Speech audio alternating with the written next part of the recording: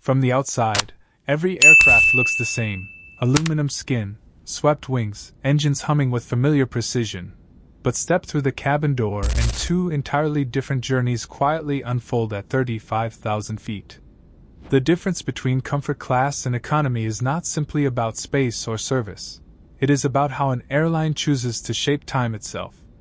In economy, efficiency defines the rhythm. Seats are arranged to maximize capacity. Cabin lighting is functional and bright during boarding, and the soundscape is alive with the layered shuffle of bags, seatbelts, and overhead bins closing in quick succession. It is a remarkable achievement of engineering. Hundreds of people transported safely across continents in a single pressurized tube.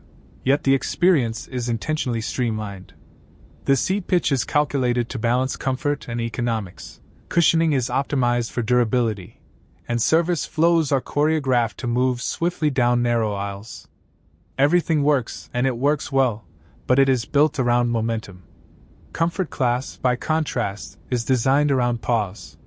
The moment you enter, the lighting shifts subtly warmer, often calibrated to mimic natural daylight patterns.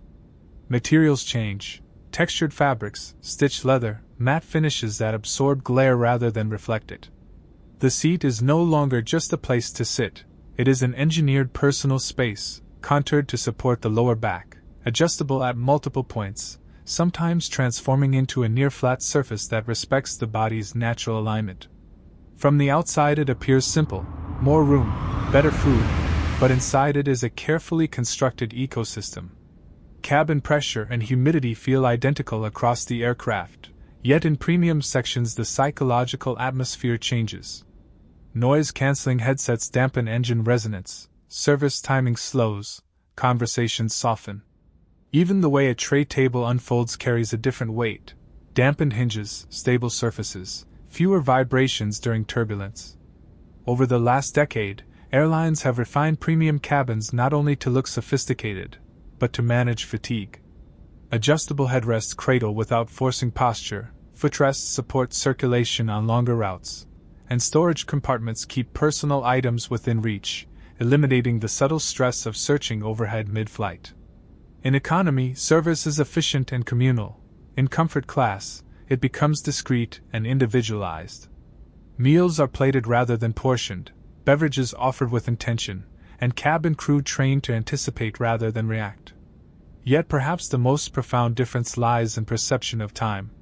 In economy, you measure progress: hours remaining, cabin announcements, the slow dimming of lights signaling descent. In comfort class, time softens. Windows frame cloudscapes like moving artwork, ambient lighting transitions through gentle hues to align with destination time zones, and the seat becomes a private retreat where work, rest, or quiet reflection coexist without friction. It is not extravagance for its own sake. It is orchestration. Aircraft designers collaborate with ergonomists and psychologists to understand how confined spaces affect mood. Textures are selected to reduce visual fatigue. Seat spacing considers not just legroom, but personal boundaries, an invisible buffer that reduces cognitive strain on long-haul routes. Even boarding and deplaning rhythms differ, subtly influencing stress levels before and after flight. From a purely technical perspective, both cabins rely on the same advanced avionics, the same composite wings flexing gently in turbulence, the same flight deck precision guiding them through layered air currents. Safety does not change. What changes is how the journey feels between takeoff and landing. Comfort class transforms transit into transition. The hum of engines becomes background rather than presence. The aisle feels less like a corridor and more like a gallery of quiet intent. Meanwhile, economy remains a triumph of accessibility, connecting families, students, and professionals across continents at scale. It is the democratic heart of aviation, built to move the world efficiently. But comfort class is where airlines reveal their design philosophy most clearly. It is where margins are invested back into experience, into softer lighting gradients, into curated menus that reflect route culture, into privacy dividers that create micro-environments within a shared fuselage.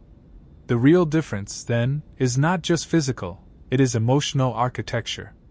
One cabin prioritizes throughput, the other prioritizes recovery. One is about reaching a destination, the other is about arriving composed.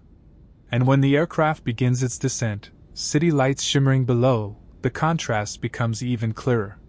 In economy, you gather belongings quickly, preparing to rejoin the pace of the world outside. In comfort class, you rise gradually, already aligned with the rhythm of arrival. Both cabins complete the same journey through the sky. Both rely on the same lift, thrust, and navigation systems that define modern aviation.